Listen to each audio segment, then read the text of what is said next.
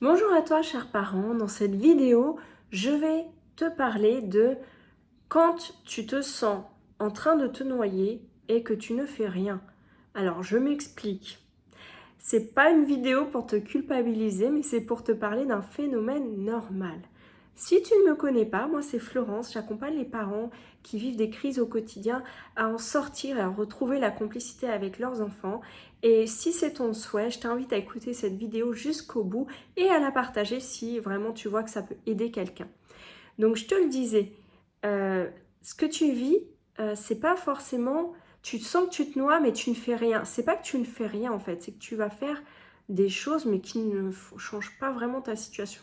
Des fois même, enfin, tu as des crises au quotidien avec tes enfants, tu es épuisé, tu sais même plus ce que tu peux faire, tu as tout essayé, tu reviens aux anciennes méthodes et en fait tu as l'impression que voilà, tu as déjà tout fait, tu vois pas ce que tu peux faire de plus en fait. Et bien là, je vais te parler d'une métaphore, tu vas te retrouver comme une grenouille qui est dans l'eau. En fait, il y a eu une expérience qui a été faite sur une grenouille. Quand tu veux faire cuire une grenouille, si tu la plonges dans l'eau bouillante, elle va tout de suite avoir un réflexe, elle va sentir le danger, elle va sauter et elle va, du coup, tu ne vas pas pouvoir la faire cuire. Bon, je sais, c'est un peu un exemple, un peu, voilà. Mais j'espère que ça va te marquer. Donc si tu mets une grenouille vivante dans de l'eau bouillante, elle va avoir un réflexe, elle va sauter. Si par contre tu la mets dans l'eau, elle se sent bien, tu allumes le feu sous la casserole, l'eau commence à tiédir, à chauffer, en fait elle est tranquille, elle se sent bien. Alors moi je dis pas que toi tu es tranquille et tu te sens bien, mais en tout cas elle s'habitue à la température et elle ne fait rien. Et elle reste là jusqu'à mourir à petit feu. Et peut-être que toi, tu es dans cette situation où en fait, si je te sortais de ta maison pendant une semaine et que tu revenais, tu te dirais wow, qu'est-ce qui se passe ici? Mais en fait, tu es tellement habitué là à vivre des trucs compliqués tous les jours qu'au final, tu te dis ok, bah c'est comme ça chez moi, moi j'y arrive pas, moi je suis pas parfaite, voilà, j'ai déjà fait ci, j'ai déjà fait ça, et puis en fait tu t'es habitué. Mais sauf que tu le sais que c'est pas quelque chose dont tu as envie. Et je vais te donner un exemple, je suis sûre que, par exemple, toi tu vas te mettre des fois dans tous tes états avec tes enfants, sauf que si tu vois ton conjoint, ta conjointe faire la même chose, ça va te sauter aux yeux, tu vas avoir peur de ce qui va se passer, tu vas dire ah mais non, c'est pas comme ça qu'il faut faire, enfin non mais là tu peux pas crier sur les enfants comme ça, ils vont avoir peur, enfin, tu vas ressentir le problème en fait. Mais si c'est toi, tu vas le ressentir, mais c'est pas la même chose. Tu vas dire ah ouais non moi aussi. Puis en fait tu vas mettre en place des petites choses, mais qui vont pas vraiment te faire changer ta situation. Je sais pas si ça te parle, mais je peux te donner un autre exemple. En fait, par exemple, tu cours tout le temps. Tu as l'impression de courir tout le temps. Et puis en fait, ça fait 1 an, 2 ans, 3 ans que tu te dis que tu cours tout le temps. Est-ce que ça te parle? Ben, comment t'en sors de ça? Si t'avais une personne, une amie qui te disait ce que tu fais, la même chose, tu te dirais, mais ouais, mais quand est-ce que tu te poses en fait? Quand est-ce que tu respires? Quand est-ce que tu te reposes? Quand est-ce que tu dors? Tu dors pas? Ben là, non, faut faire quelque chose. Ben, ce que je veux te dire, c'est que voilà, il y a des choses auxquelles on s'habitue, malgré nous, malgré nous, comme si c'était une fatalité.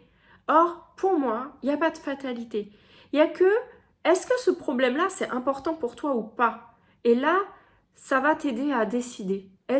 C'est quoi le risque si tu continues dans cette situation?